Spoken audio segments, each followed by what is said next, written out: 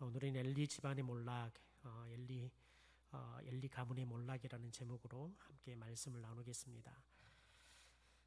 오늘 본문의 말씀은 엘리 가문이 그냥 하루아침에 이런 완전하게 몰락해버리는 것들을 우리가 보게 되어집니다. 참 슬픈 이야기죠. 오늘 엘리에 대한 이야기들을 할 때 보면 크게 숫자가 두 가지가 나오잖아요. 엘리가 죽을 때 나이가 98세였다. 그 다음에 엘리가 사사를 40년 동안 했다. 98이라는 숫자, 그리고 40이라는 숫자.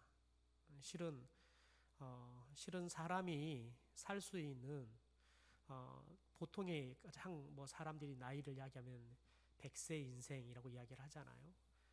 백수를 하면 참 많이 살았다라고 이야기해요. 그러니까 2살 부족한 98세니까 얼마나 여러분 이 엘리가 나이로 생각한다 그러면 얼마나 축복을 받은 사람입니까?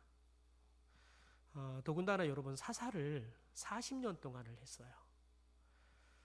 사사를 40년 동안 했다는 것들은 또 어떻게 보면 사사로서에도 굉장히 기나 긴 시간 동안 사사의 역할을 감당했으니까 횟수로 따진다 그러면 그것 또한 엘리에게는 엄청난 복이지요. 그런데 98이라는 나이도 또 40년이라는 사사의 경력도 무색할 만큼 그의 가문이 그냥 하루아침에 그냥 막 무너지는데 감당이 안 될 정도로 무너져 버리잖아요. 두 아들들은 전쟁터에서 한 날 죽어버리고 또 그 소식을 들었던 자신은 그냥 성전 문 앞에 있는 의자에 앉아 있다가 넘어져서 목이 부러져 죽고 또 자신의 아들이었던 이 비느하스의 아내였던 며느리인 이 비느하스의 아내가 이 소식을 듣고는 아이를 조산하죠. 그러다가 아이는 태어나지만 또 며느리가 아이를 낳다가 죽는 이 슬픔들을 경험하잖아요. 그 며느리가 아들을 낳아놓고 이가봇 하나님의 영광이 떠나버렸다. 이런 고백을 했듯이 정말 하나님의 영광이 완전히 떠나버린 그런 집안으로 몰락해버리는 것들을 보게 되어집니다. 여러분 그런데 이 재앙 같은 일이 어디에서 일어납니까? 하나님께서 430년이라는 노예 생활들을 마치기 위해서 이스라엘 백성들을 출애굽시켜서 이들을 하나님의 백성으로 살아갈 수 있도록 허락해 주셨던 이 가나안이라는 땅, 더군다나 이 가나안 땅을 얻기 위해서 무려 7년 동안이나 전쟁을 치러야 되는, 어떻게 보면 여러분 가나안 땅이 그냥 하나님이 예비해 주신 것이니까 거저 얻어진 땅인 것처럼 우리들이 착각할 수 있지만 7년이라는 기나긴 시간 동안 전쟁하면서 어렵게 세운 그런 나라가 아니겠습니까? 또 그런 축복의 땅이 아니겠습니까? 정말 젖과 꿀이 흐르는 땅이었어요. 그런데 하나님께서 주셨던 이 젖과 꿀이 흐르는 이 가나안 땅에 살면서 기껏 해봤자 여러분 사사시대가 300년의 시간입니다. 300년의 이 사사시간 동안에 이 축복의 가나안 땅이 재앙의 땅으로 변해버린 겁니다. 이 축복의 땅에 들어가서 그것도 하나님의 임재를 날마다 경험하는 여러분 아침 저녁으로 성막에 들어가서 하나님 앞에 제사를 드려야 되는 제사장의 그런 집안이에요. 그러니까 매일마다 하나님의 임재를 최소한 하루에 2번 이상은 하나님의 임재와 하나님의 영광을 경험하는 그런 제사장의 집안으로 살았던 이 엘리 집안이 그 축복의 땅에서 매일마다 하나님의 영광이 임하는 제사장의 집안이 되었는데, 그것도 40년 동안이나 이 제사장의 집안으로서의 삶을 살았는데 축복은 받기는커녕 오히려 하루아침에 아들부터 해갖고 며느리까지 또 자신까지 하루아침에 그냥 다 죽어버리는, 그래서 집안이 몰락해버리는 그런 여러분 참으로 슬픈 일들을 경험한다는 겁니다. 여러분 그런데 도대체 왜 엘리가 이런 일들을 경험하게 되어집니까? 특별히 여러분 1차 이 아벡 전투에서 이스라엘 백성들이 이 바빌론에게 패하잖아요. 그런데 장로들이 모여서 패배 원인을 분석을 잘 했어요. 그런데 문제는 뭐냐면 대안이 잘못됐지요. 하나님의 언약궤가 함께 가지 않았기 때문에 그렇다라고 이야기를 해요. 그래서 장로들이 언약궤를 가지고 나가자 이 뜻을 정하죠. 여러분, 장로들은 그렇게 이야기할 수 있어요. 그런데 중요한 거 뭐냐면 이 언약궤는 누가 지키는 거냐면 제사장이 지키는 거예요. 제사장은 이 언약궤를 지킬 때 하나님이 정하신 법에 따라서, 하나님이 주신 말씀의 원칙에 따라서 이 언약궤가 있어야 할 자리에 있어야 돼요. 더 나아가서는 이 언약궤가 절대로 이 성막을 떠나서는 되지 않아요. 그런데 장로들의 이야기, 백성들의 이야기를 들어보니까 정말 합리적이잖아요. 왜냐하면 그들이 지금까지 이 언약궤가 있고 난 이후부터 그들이 경험했던 것들, 언약궤가 가는 곳마다 요단강이 자연스럽게 물이 마르고 마른 땅으로 건너는 일도 있었고, 여리고성도 이 언약궤가 함께 갔을 때 이겼어요. 그러니까 자신의 경험도 그렇고 장로들의 내놓는 대안도 그렇고 합리적이에요. 충분한 이유가 돼요. 그렇게 하면 될 것 같아요. 여러분, 그런데 아무리 그것이 경험이고 아무리 그것이 합리적이고 충분한 이유가 되고 수많은 사람들이 동의한다 하더라도, 아니 모든 사람들이 다 동의한다 할지라도 하나님의 말씀과 어긋나면 여러분, 그건 죄예요. 하나님의 말씀에 빗나가면 그건 죄 이상도 이하도 아닌 거예요. 여러분, 근데 그것을 판단할 수 있는 사람은 누구냐면 제사장이라고요. 그런데 여러분, 특별히 우리가 어제 지난주에 봤던 이 사장의 말씀에 보면 이 언약궤가 나가는 데 있어서 엘리는 조금도 등장하지 않아요. 백성들이 실로에서 이 언약궤를 가지고 나가요. 단지 엘리가 하는 건 뭐냐면 이 언약궤를 늘 지켜야 했던 이 제사장들이 함께 가죠. 특별히 제사장 누가 갑니까? 제사장 중에서 가장 계망란인, 제사장의 역할을 감당하지 못하는 엘리의 두 아들 홈니와 비느하스가 이 언약궤와 함께 가는 거예요. 여러분, 이미 외양성으로는 제사장이 언약궤와 함께 해야 되는 것 같지만 이것은 여러분 어떻게 보면 하나님께서 정해주신 룰을 따른 것처럼 보이지만 중요한 것은 여러분, 언약궤와 함께 하기 위해서는 반드시 그 지성소에 들어가기 위해서는 죄가 없어야 돼요. 자기 죄를 깨끗하게 하고 들어가야 된다고요. 그런데 이 엘리의 아들들은 죄가 가득한 사람이에요. 그런데 여러분, 이들이 제사장이라는 이유 때문에 죄가 가득함에도 불구하고 이스라엘 백성들 중에서 가장 죄를 짓는 사람 하면 가장 탁월한 사람들임에도 불구하고 제사장이라는 직분 때문에 이 언약궤와 함께 가게 만드는 거예요. 이것부터가 여러분, 하나님의 임재가 그 전쟁에는 함께 할 수 없는 이유가 된 거예요.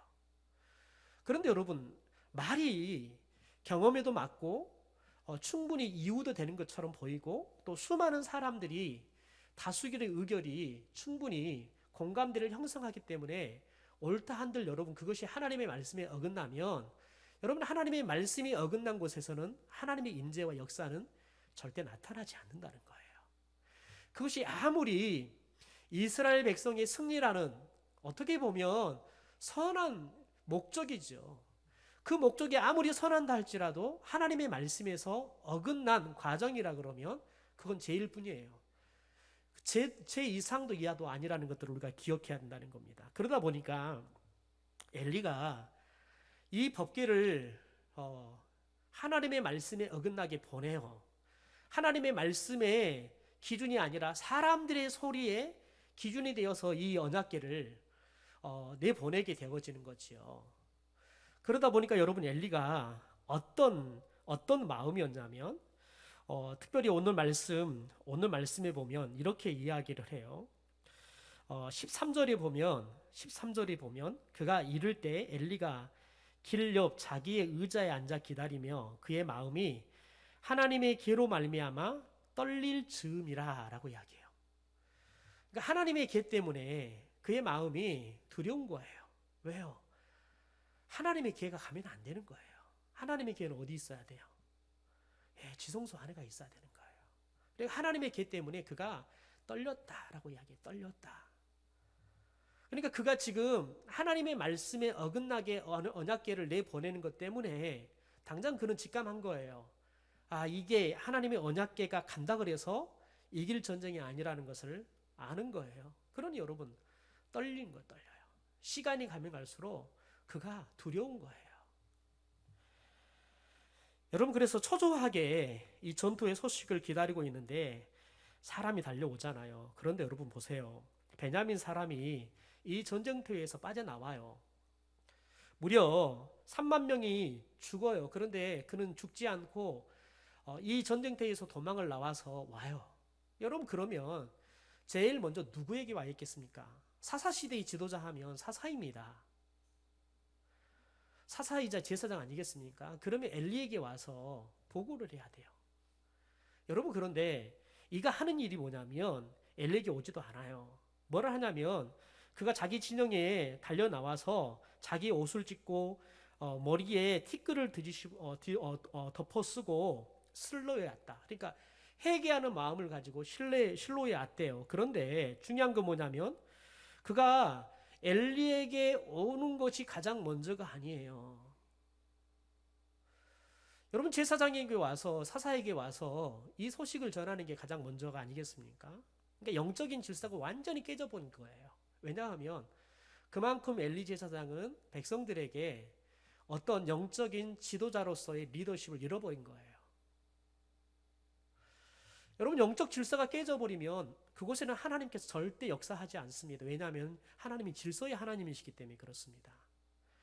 질서가 없는 영적 질서를 지키지 않는 곳에 하나님이 역사하시면 이제 그게 당연시 되어져 가는 거예요. 그러면 그 공동체는 질서가 없는데도 불구하고 하나님께서 부흥을 주거나 역사를 주면 그걸 당연하게 옳게 생각해버리는 그런 오류에 빠져버리는 거죠. 그래서 하나님은 천하의 여러분 중요한 일을 해도 그게 영적 질서를 지키지 않으면 하나님께서 절대 역사하지 않습니다. 그냥 인간들끼리 할 수 있는 선 안에서 그냥 놔둬버립니다. 그러면 일이 되긴 됩니다. 그런데 그것은 예수 안 믿는 사람들이 해도 돼요. 하나님이 없이 해도 되는 일이라고요. 그 일을 하고 나면 하나님의 은혜가 모두에게 같이 느껴지는 것이 아니라 하나님의 은혜는 전혀 느껴지지 않아요. 하나님의 영광도 하나님의 임재도 조금도 느낄 수가 없어요. 단지 우리가 하나님이 원하시는 일을 했어 라고 말은 하지만 중요한 건 뭐냐면 우리 안에 하나님이 역사했다고 하는 영적인 감흥이 없다는 거예요. 그러니까 오늘 우리가 이 말씀을 통해 철저히 깨달는 건 뭐냐면 하나님의 공동체는 영적인 질서가 매우 중요하다는 거예요. 왜냐하면 하나님은 하나님께서 세우신 지도자와 리더들을 통해서 하나님의 일과 하나님의 나라를 하나님의 교회를 세워가기 때문에 그렇습니다. 이게 무너져 버리면 여러분 이게 무너져 버리면 잠시 잠깐은 일이 될 수 있어요. 그러나 지속할 수는 없어요.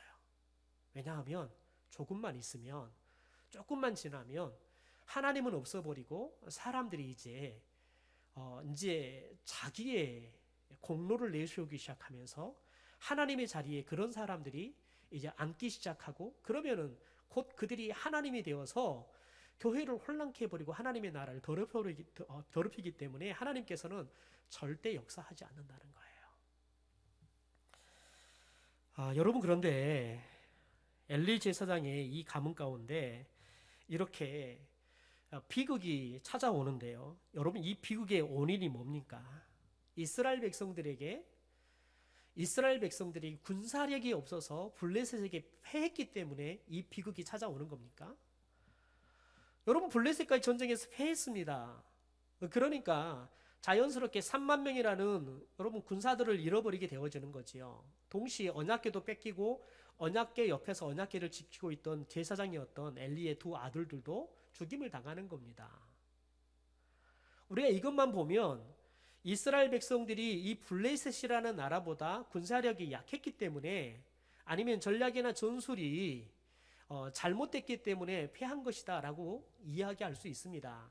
그러나 여러분 우리가 지금까지 특별히 2장부터 해서 지금까지 쭉 봐온 결과는 뭐냐면 이스라엘의 군사력이 블레셋부터 강하느냐 약하느냐 이게 블레셋과의 전쟁에서의 패할 것이냐 승리할 것이냐가 결정되지 않았다는 겁니다. 더군다나 이 엘리 제사장의 이 가문이 몰락하는 것은 이런 이스라엘의 군사력과는 아무런 상관이 없었다는 거죠. 이스라엘이 이 2차 전쟁에 나갔을 때 전략을 잘못 세우고 전술을 잘못 세워서 이 블레셋에게 패했다.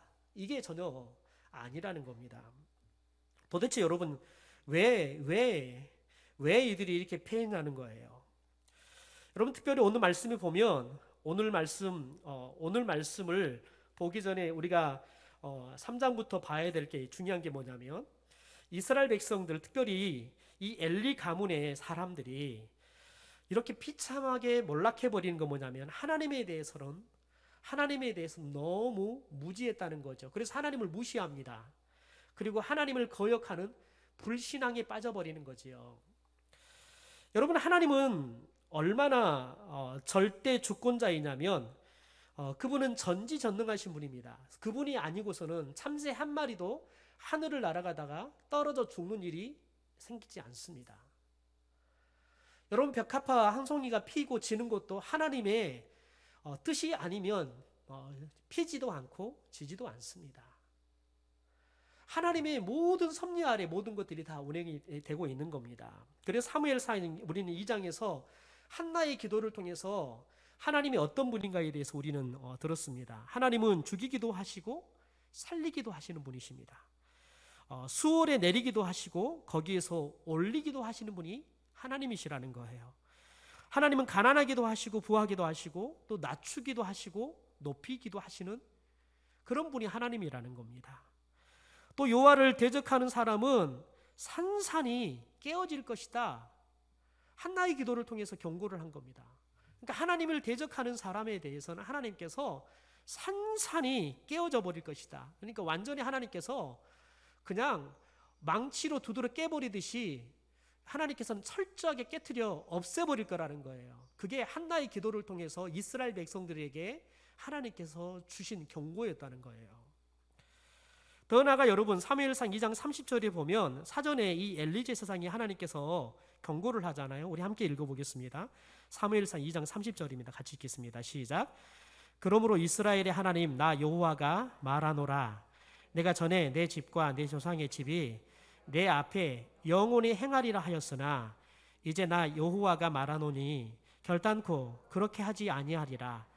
나를 존중히 여기는 자는 내가 존중히 여기고 나를 멸시하는 자를 내가 경멸하리라. 그러니까 여러분 엘리 제사장의 가문이 어떤 상태였냐면 하나님을 존중하는 가정이 아니라 멸시하는 가정이었다는 거예요. 그래서 하나님께서 경고하시는 거예요. 나를 존중히 여기는 사람은 내가 존중히 여길 것이다. 그러나 지금처럼 너희들이 나를 멸시한다 그러면 내가 너희들을 경멸하게 될 것이다 라고 이야기를 해요. 그런데 여러분 이 엘리 제사장의 이 제사장의 가문을 통해서 가문에게 하나님이 약속하신 게 뭐였습니까? 여러분 그것은 내 집, 내 조상의 집에 내 앞에 영원히 행하리라 하였다라고 이야기해요. 여러분 그게 뭐냐면 하나님께서 너희의 집안들을 내가 영원히 존중해 주겠다는 거예요. 그래서 대대로 제사장들이 나오는 하나님의 영광이 임하는 그런 가문으로 내가 세워주겠다 약속했지만 그러나 너희들이 나를 존중하지 않고 나를 멸시함으로 내가 너희들을 다시 그 뜻을 돌이켜버리고 경멸하겠다라고 이야기를 하는 거예요. 여러분 하나님은 절대 실현하지 않는 분이십니다. 하나님은 말씀을 하시고 약속을 하시고 지키지 않는 분이 아니시는 겁니다. 그런데 중요한 건 뭐냐면 우리가 하나님의 약속의 말씀, 그래서 하나님과 언약을 맺었는데 우리가 그 약속을 깨뜨렸을 때에는 약속이 깨지듯이 하나님께서 우리에게 약속하신 축복도 깨어지는 겁니다. 하나님은 여러분께서 그 약속을 그 축복을 깨지 않기 위해서 하나님께서는 참으시고 인내하시고 여러분 또 참으시고 계속해서 유보하시는 겁니다. 심판을 계속 유보하시는 거예요. 그런데 도저히 여러분 감당이 안 되는 거예요. 여러분 그래서 하나님께서 이 하나님을 멸시하는 하나님을 무시하고 멸시했던 이 엘리 이 가문을 하나님께서 이렇게 경멸하게 되어지는 겁니다. 도대체 여러분 조금 더 구체적으로 도대체 엘리 제사장의 가문이 하나님을 어떻게 멸시했는가 우리들이 간단하게 좀 살펴봤으면 좋겠습니다. 첫째는 예배를 소홀히 하겠다는 거예요. 예배를 소홀하게 생각했다는 거예요. 우리 사무엘상 2장 17절 말씀을 같이 한번 읽어보겠습니다. 같이 읽죠. 시작. 이 소년들의 죄가 여호와 앞에 심히 크면 그들이 여호와의 제사를 멸시함이었더라. 그러니까 하나님께 드릴 이 제사 예배를 그들이 멸시했대요.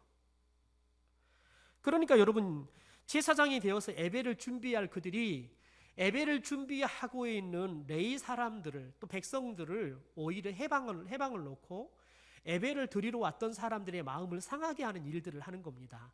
하나님께 바쳐야 될 것들을 그들이 먼저 취해버리는, 하나님께서는 제사장들에게 반드시 드리고 나면 제사장의 목들로 다 정해주셨습니다.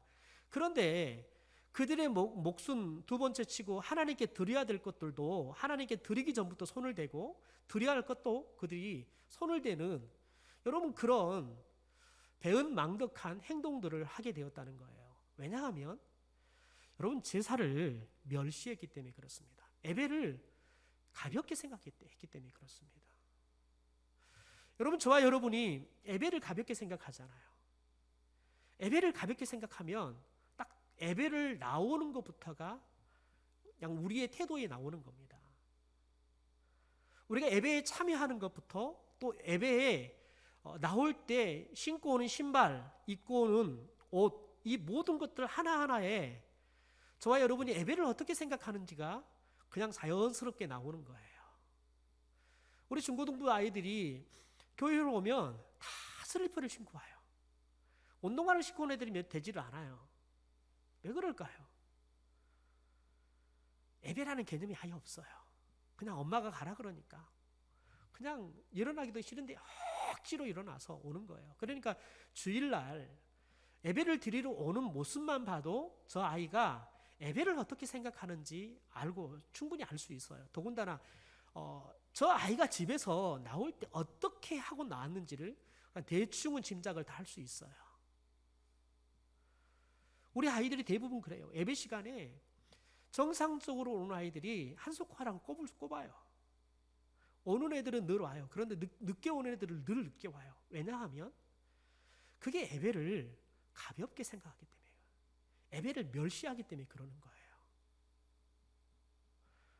여러분, 우리 아이들은 아직 몰라서 그래요. 아니요. 여러분, 몰라서요. 그건 여러분 몰라서 그래요. 그건 죄예요. 몰라서요 그래요. 그것은 누가 이야기하는 거냐면 어른이 이야기하는 거예요. 여러분, 그 말하는 어른이 회개해야 되는 거예요. 우리 아이들에게 몰라서 그래요. 여러분, 그건 회개해야 된다고요. 어른들이 예배를 어떻게 생각하느냐, 그것은 뭘 보면 아냐면 저 유아실을 보면 알아요. 유아실에 예배를 드리러 오는 모습을 보면 안다고요. 예배 시간에 아이들에게 예배를 드리는 것을 가르치지 않고 어떻게든지 예배 시간에 너희들 좀 조용하게 떠들지 말고 뛰어다니지 말고 조용히 있다 좀 가자. 그러니까 아이를 조용히 앉히려고 그러면 뭐 해야 돼요? 아이들이 볼 거, 먹을 거. 교회 오면 아이들이 예배를 드릴 수 있도록 가르치려고 생각하지 않고 와서 아이들이 뛰어다니지 않고 떠들지 않게 하기 위해서 과자를 싼다든지 아이들에게 볼 것들을 가져온다든지. 그래서 아이들을 당연히 그냥 아이들은 저 유아실에 가면 그냥 책 봐라. 좀 진짜 이건 고상하신 분들이죠. 책을 좀 봐라. 아니면 그림 그릴 거 갖고 와. 너 이거 그려라. 아니면 저 과자 봉지채 가져와서 또 뜯고 그러면 그 난리죠. 뜯는 소리 때문에 유아실 예배 드리는 사람들은 다 방해되어서 그때마다 고개 돌아가고 예배를 정상적으로 드릴 수가 없어요. 왜 그렇습니까? 예배를 멸시하기 때문에 그렇습니다. 예배를 멸시하기 때문에 그렇다고요. 여러분, 그런데 예배를 멸시하게 되어지면 그건 여러분 예배에 대한 태도는 하나님에 대한 태도라고요. 예배에 대한 태도가 우리가 하나님에 대한 믿음의 태도라는 거예요. 그래서 우리가 예배를 귀히 여기면 하나님께서 우리를 귀히 여겨주시지만 우리가 하나님을 귀히 여기지 않고 그러면 자연스럽게 예배를 저와 여러분이 멸시하게 된다는 거죠. 그래서 하나님이 너희들이 나에 대해서 어떤 마음을 갖고 있느냐, 어떤 태도를 갖고 있느냐, 뭘 보면 아냐면 예배하러 올 때부터 알아요. 예배를 하러 올 때 하고 오는 옷차림을 보면 안다고요. 여러분, 엘리 가문은 하나님이 주시는 이 영광스러운 가나안이라는 땅에서, 그것도 하나님의 임재를 날마다 경험하고 하나님의 영광을 보는 제사장이 여러분 가문으로 40년 동안 살았지만, 예배를 누구보다 소중하게 생각하고 예배를 누구보다 많이 드리고 준비했던 제사장의 가문임에도 불구하고 예배를 여러분 멸시했다고, 소홀하게 생각했다고요. 그 결과 여러분 40년 동안 매일마다 하나님의 임재와 영광을 경험하는 이 엘리 제사장의 가문이 하루아침에 그냥 쫄딱 몰락해버리는 슬픈 가문으로 변하고 말았다는 겁니다. 두 번째는 뭐냐면 하나님의 말씀을 무시했다는 겁니다. 여러분, 엘리와 엘리 두 아들들은, 그리고 이스라엘 사람들은 하나님의 말씀을 귀히 여기지 않았어요. 그래서 사사기 21장 25절에 보면 이 사사기 시대를 이렇게 표현을 합니다. 우리 같이 한번 읽어보죠. 시작. 그때 이스라엘에 왕이 없으므로 사람이 각기 자기의 소견에 옳은 대로 행하였더라. 그러니까 여러분, 사람이 하나님의 뜻대로 행한 것이 아니라 각기 자기의 소견에 옳은 대로, 각자가 판단하는 대로 행하며 살았다는 거예요. 여러분, 이것은 여러분 노아 시대 때 하나님께 사람을 평가하는 이야기예요. 더 나아가 여러분 보십시오. 사무엘 3장 1절의 말씀을 좀 같이 한번 봐볼까요? 아이 사무엘이 엘리 앞에서 여호와를 섬길 때에는 여호와의 말씀이 희귀하여 이상이 흔히 보이지 않았더라. 하나님의 말씀이 잘 들리지 않았다는 거예요. 그래서 아주 희귀했다는 거예요. 왜 그럴까요? 여러분, 하나님 말씀을 사모하지 않은 거예요. 하나님 말씀을 사모하지 않은 거라고요. 여러분, 사사시대 때 하나님은 끊임없이 300년 동안 사사들을 보내서 하나님 말씀을 들려줬다고요. 그런데 엘리 이 제사장의 시대에 하나님 말씀이 희귀했다요. 그 말은 무슨 말입니까? 엘리 제사장이 사사로서의 역할들을 제대로 하지 않았다는 거예요. 동시에 이스라엘 백성들이 하나님의 말씀을 사모하지도 않고 듣지도 않았다는 거예요. 그래서 하나님의 말씀을 듣지 않으니까요, 하나님의 말씀에 순종할 이유가 없는 거예요. 들은 말씀이 없는데 뭐에 순종하겠습니까? 그러니 여러분, 하나님의 말씀이 채워지지 않으면 자연스럽게 자기의 소견이 꽉 차는 거예요. 자기 생각이 꽉 차는 거예요.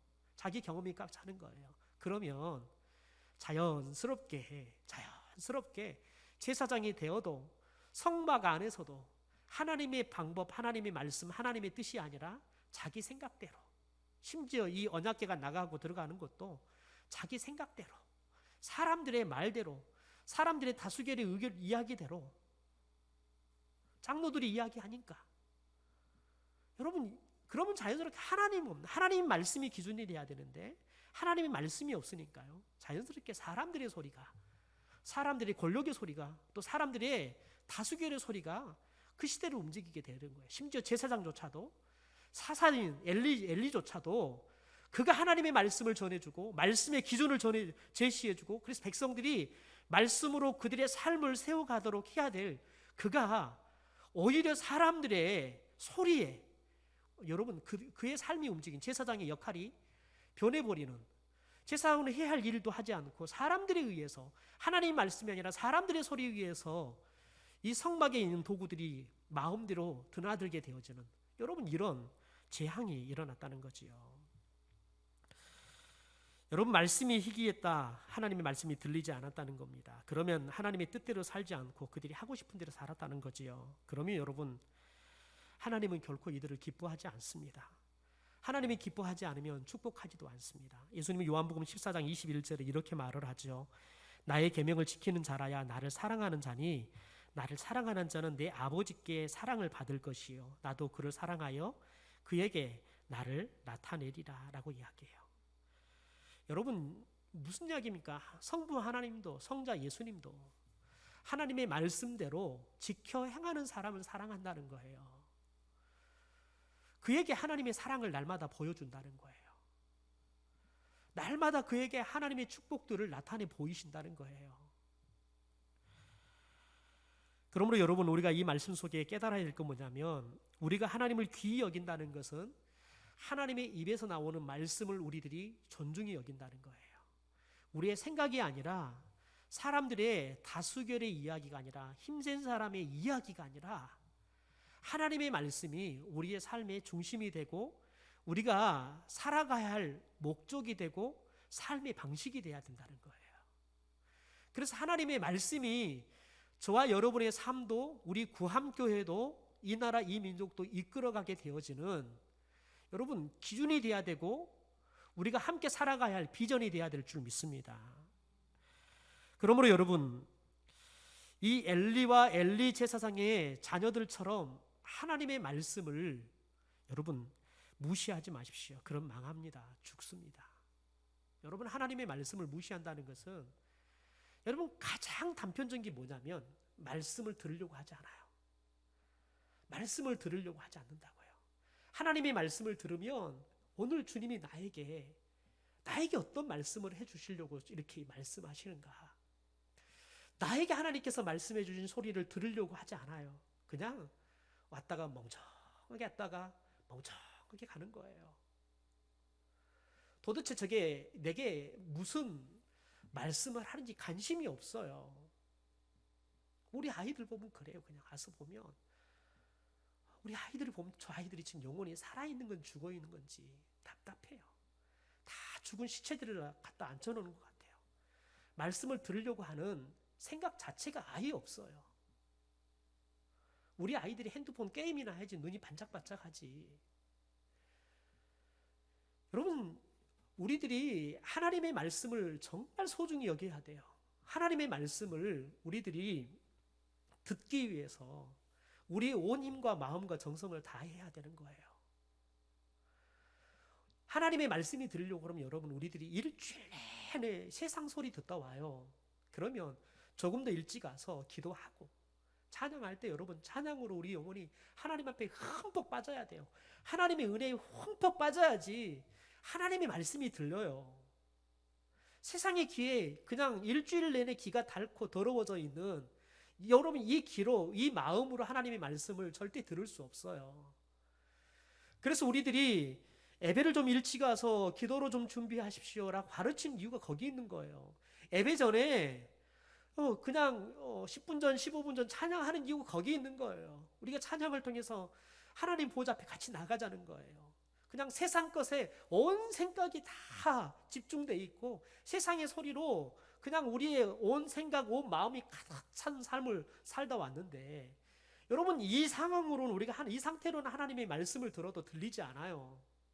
왜냐하면 이미 우리의 영적 채널은 세상 것에 맞춰져 있어서 하나님의 말씀을 들려줘도 그 하나님의 말씀을 들을 수 있는 채널이 전혀 맞춰져 있지 않으면 들리지 않아요. 그래서 기도를 통해서 찬양을 통해서 이 하나님의 말씀을 들을 수 있도록 여러분 하나님의 나라의 방송국에 여러분 채널을 맞추는 시간을 가져야 되는 거예요. 그거 갖지 않으면 여러분 천하에 여러분 말씀을 들으려고 애써도 기록해도요. 중요한 것은 뭐냐면 종이에 기록은 하지만 내 신비 가운데 내 영혼 가운데 하나님의 말씀이 담기지 않는다고요. 내 영혼을 흥분시키고 내 영혼을 설레게 하고 내 삶 가운데 살게 해야 할 삶의 이유가 발견되지 않는다고요. 여러분 인간의 흥망성쇠 그것은 어디에 달렸냐면 하나님에 대한 태도. 즉 하나님에 대한 태도라는 것은 우리가 예배에 대한 어떤 생각을 갖고 있느냐, 하나님의 말씀에 대해서 우리들이 어떤 여러분 생각과 태도를 갖고 있느냐, 그것이 우리의 인생의 흥망성쇠가 달려 있다는 거예요. 여러분 이스라엘 백성들을 보십시오. 엘리 제사장의 개인도 그렇고 두 아들들도 그렇고 가문도 그렇고 이스라엘 나라도 여러분 군사력이 없어서 그들이 망했습니까? 아닙니다. 여러분 조금만 넘어가면 사무엘상 7장 넘어가 보면 하나님께서 사무엘을 세우시잖아요. 사무엘을 마지막 사사로 세우시잖아요. 그런데 사무엘이 사사가 되자마자 그가 하는 일이 뭡니까? 미스바 광장에 이스라엘 백성들을 다 모이게 하는 겁니다. 그리고는 같이 회개 기도하는 거예요. 그리고 회개 기도하고 난 이후에 하나님의 말씀을 들려주는 거예요. 여러분 놀라운 거 뭐냐면 이스라엘 백성들이 미스바 광장에 다 모였다는 소식이 블레셋 사람들에게 들려가요. 그러니까 잘 됐다. 그래서 블레셋 군대가 이 미스바 광장을 향해서 여러분 전진해 와요. 그런데 이스라엘 백성들은 뭐 합니까? 군대를 모집하고 싸울 준비를 하는 게 아니라 그들은 여러분 기도하고 하나님 말씀을 듣고 있는 거예요. 집회하고 있는 겁니다. 그런데 여러분, 이스라엘의 특별히 사사시대의 이 블레셋과의 전쟁에서 그 어떤 전쟁보다 완벽한 승리를 이루는 전쟁이 이때 일어나는 겁니다. 하나님께서 우리를 일으키시고 하나님께서 이 블레셋 진영들을 어지럽혀서 하나님이 여러분 전쟁에 승리케 하시는 겁니다. 이스라엘 백성들이 나가 싸웠다는 말이 나오질 않아요. 이스라엘 백성들은 미스바 광장에 모여서 회개하고 그들이 기도하고 하나님 말씀을 들었다는 이야기만 나와요. 하나님이 나가서 그들을 위해 싸우셨다. 여러분, 그런데 놀라운 건 뭐냐면 이 블레셋을 향한 이 전쟁은 여러분 이후에 단 한 번도 패배하잖아요. 더 나가서 블레셋은 그 이후에 다시는 이스라엘을 침공에 들어올 엄두도 못 내요. 특별히 여러분 사무엘이 살아있는 동안에 태평성대를 이룬다니까요. 전쟁이 없는 나라를 살아요. 왜냐하면 주변의 나라들은 어떤 나라들이 생기냐면 그냥 와서 조공을 바쳐요. 우리나라 잘 봐달라고 그냥 와서 조공을 바쳐요. 여러분 생각해 보십시오. 엘리 제사장의 시대나 사무엘의 시대나 이스라엘 백성들이 여러분 군사력이 더 있었습니까? 무기를 더 만들었습니까? 군사훈련을 더 받았습니까? 아닙니다. 차이는 뭐냐면 그들이 깨어서 하나님 앞에 회개하면서 기도했다는 것이고 그들이 성회로 모여서 하나님의 말씀을 드렸다는 겁니다. 그들이 하나님의 말씀을 듣고 기도할 때 하나님께서 그들 가운데 영적인 힘을 물론이고 그들이 영원히 깨어지고 여러분 그들의 영혼이 살아날 때 하나님의 군대가 여러분 그들 가운데 함께하면서 어떠한 전쟁에서도 승리케 하시는, 여러분 오히려 그들이 이스라엘 백성들은 하나님이 함께한다. 하나님이 함께하면 우리들이 어떤 군대를 데리고 나가도 백전백패다. 여러분 쫄아가지고 다가오지를 못해요. 그들이 알아서요. 그들이 알아서 와서 기어요. 여러분 우리들은 엘리 제사장의 시대의 사람들처럼 마치 우리들이 전략을 잘 세우면 우리의 경험과 지식들을 잘 모으면 그러면 우리들이 전쟁에 승리할 거라고 생각해요. 아니요. 어설픈 하나님의 방법을 우리들이 갖다가 깨맞춰 놓으면 여러분 오히려 더 처참한 패배를 가져와요. 하나님이 우리 안에 주인이 되고 우리가 하나님을 온전히 예배하고 하나님의 말씀이 희귀한 시대가 아니라 하나님의 말씀이 매일마다 들리고 그 하나님의 영광이 우리 가운데 매일마다 임하게 되어지면 저와 여러분이 어떠한 상황일지라도 여러분 결코 우리들이 패하지 않는 삶을 살게 될 줄 믿습니다. 여러분 저와 여러분이 가지고 있는 현 상황 이게 중요치 않아요. 하나님이 우리와 함께하면 현 상황이 당장 그냥 누군가 한 사람이라도 건들면 다 무너져 버릴 것 같은 상황이어도 하나님이 함께 하시면 여러분 절망적인 상황 속에서 기적 같은 역사들을 경험하는 삶을 우리들이 경험하게 될 줄 믿습니다. 그러므로 여러분 저와 여러분이 오늘 깨야 될 것은 뭐냐면 하나님 내가 매일마다 말씀 앞에 깨어있게 하옵소서. 내가 예배를 가장 소중하게 여기게 하옵소서. 내가 하나님의 말씀을 매일마다 즐거워하고 그리고 주야로 묵상할 뿐만 아니라 그 말씀을 듣는 일에 나의 시간들을 가장 많이 드리고 그 말씀 앞에 순종하는 것이 나의 삶의 진정한 모습이 되게 하옵소서. 이게 저와 여러분의 기도가 돼야 되고 소망이 돼야 되고 삶의 이유가 돼야 될 줄 믿습니다. 여러분 이것만 바르게 세워지면 하나님께서 저와 여러분의 물건이고 우리 고함교회를 하나님께서 멋들어지게 사용하게 되실 줄 믿습니다.